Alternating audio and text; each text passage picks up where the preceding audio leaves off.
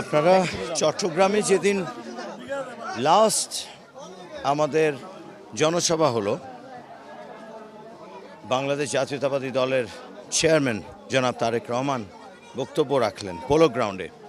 সেখানে তিনি একটি কথা বলেছিলেন, সেটি হলো দুর্নীতির বিরুদ্ধে যদি আমরা জনগণের ভোটে আমরা কাজ করবার সুযোগ পাই সরকারে গিয়ে, তাহলে দুর্নীতির বিরুদ্ধে তিনি জিরো টলারেন্স দেখাবেন। জিরো টলারেন্স অর্থাৎ সেটিরই একটি অংশ হলো সমাজে চাঁদাবাজি, অর্থনৈতিক করাপশন, ফাইন্যান্সিয়াল শুধু করাপশন না, সেখানে পলিটিক্যাল করাপশন আছে, আরও কত ধরনের আসলে দুর্নীতি আছে। তো সেই জায়গাটা আমাদের দেখতে হবে যে চট্টগ্রামে, বিশেষ করে আমি যে চট্টগ্রাম 10-এ, এখানে চাঁদাবাজিকে কোনোভাবে প্রশ্রয় দেওয়া যাবে না। সাথে কিশোর গ্যাং, আমি সবসময় বলেছি আমার মিছিলে অথবা আমার পাশে আমার সাথে কোনো চাঁদাবাজের ঠাঁই যেন না হয়।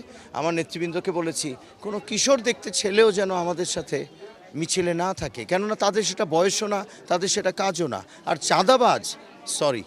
চাঁদাবাজকে শুধু না মূলত তাদেরকে রুখে দিতে হবে, এবং সেটা শুধু আইনশৃঙ্খলা বাহিনী দিয়ে বা আইনি প্রক্রিয়া শুধু হবে না, এখানে একটা সামাজিক আন্দোলন গড়ে তুলতে হবে। মানুষকে বোঝাতে পারতে হবে যে আমাদেরই তো পরিচিত মানুষজনই এগুলো করে, কেউ আমার পরিচিত, কেউ আপনার পরিচিত, কেউ কারো আত্মীয়। অতএব আমাদেরকেই তো সেটাকে বুঝতে হবে এবং সেটাকে তাদের সাথে আলাপ করতে হবে। 2 নম্বর, আপনি যখন খেলাধুলার ব্যবস্থা করে দিবেন, যখন সমাজে সংস্কৃতি চর্চা থাকবে, যখন ভালো পড়াশোনা হবে, যখন মানুষের দুঃখ থাকবে না যে চিকিৎসার অভাবে আমার বাবা মা মরে যাচ্ছে অথবা আমার কষ্ট হচ্ছে, তখন মানুষ না ভালোর দিকে ছুটতে শুরু করে।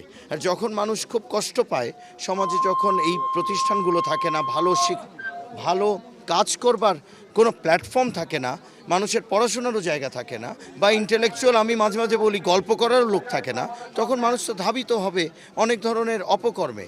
কেননা তার তো ভালো কাজগুলোতে কেউ ডিরেকশন দিচ্ছে না, কেউ বলছে না যে এটা করো। তাই আমাদের মনে হয় সামাজিকভাবে আমাদের অনেক দায়বদ্ধতা আছে।